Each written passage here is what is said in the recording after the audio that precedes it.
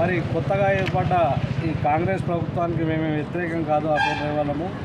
కానీ ఈ మహాలక్ష్మి పథకం ఉచిత బస్సు ప్రయాణం పెట్టడం వలన కొన్ని లక్షలాది మంది ఆటో డ్రైవర్లను కావచ్చు, క్యాబ్ డ్రైవర్లను కావచ్చు, రకరకాలుగా టాక్సీల మీద ఆధారపడి ఇప్పటికీ తెలంగాణ రాష్ట్రంలో దాదాపుగా 7 లక్షల పైచీలకు ఉన్నాము. కాబట్టి ఈ కుటుంబాలన్నీ ఈరోజు రోడ్డు మీదకి రావాల్సిన పరిస్థితి ఏర్పడుతూ ఉంది.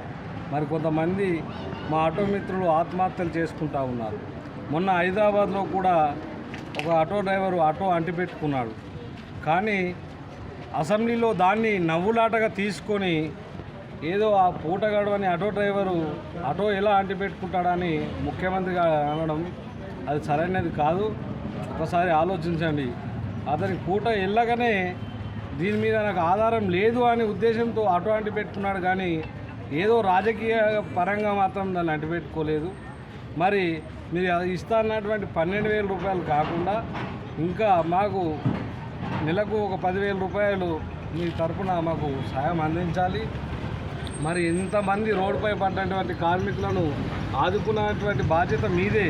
ఈ ఉచిత బస్సు మేము లేడీస్కు వాళ్ళందరికీ వ్యతిరేకం కాదు. కానీ దీనివల్ల మేము రోడ్డు పైన పడ్డాము కాబట్టి దాన్ని ఒకసారి మరి గౌరవ మంత్రివర్యులు పొన్నం ప్రభాకర్ గౌడ్ గారు కూడా దీనిపై సరైన ఆలోచన చేయాలని ఒకసారి ముఖ్యమంత్రి గారికి, మంత్రివర్యులకు విజ్ఞప్తి చేస్తూ ఉన్నాం.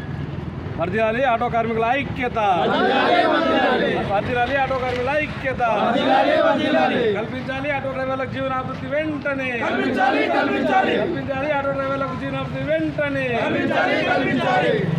నూతనంగా ఏర్పడ్డ కాంగ్రెస్ ప్రభుత్వానికి ధన్యవాదాలు తెలియజేస్తూ, అలాగే ఈ మహాలక్ష్మి ఏదైతే మహాలక్ష్మి పథకం తీసుకొచ్చారో ఆ మహాలక్ష్మి పథకం ద్వారా ఫ్రీ బస్సు పెట్టి ఆటో కార్మికుల పుట్టపైన కొడుతున్నారు. కాబట్టి గౌరవ ముఖ్యమంత్రి గారు దృష్టికి తీసుకెళ్లాలని చెప్పేసి అక్బర్పేట్ భూంపల్లి నూతనంగా ఏర్పడిన మండలంలో ఇప్పుడు మా అందరూ ఆటో కార్మికుల ఆధ్వర్యంలో ఇక్కడ ధర్నా చేయడం జరుగుతుంది. ఇది ముఖ్యమంత్రి దృష్టికి తీసుకుపోవడానికి, రాష్ట్ర ప్రభుత్వం దృష్టికి తీసుకుపోవడానికి. కాబట్టి ప్రతి ఆటో కార్మికుడు తెలంగాణ వ్యాప్తంగా ఈరోజు బంద్ను ప్రకటిస్తూ నిరసన తెలియజేస్తున్నాం. కాబట్టి ప్రతి ఆటో కార్మికుడికి ఎంతోమంది చనిపోతూ ఉన్నారు.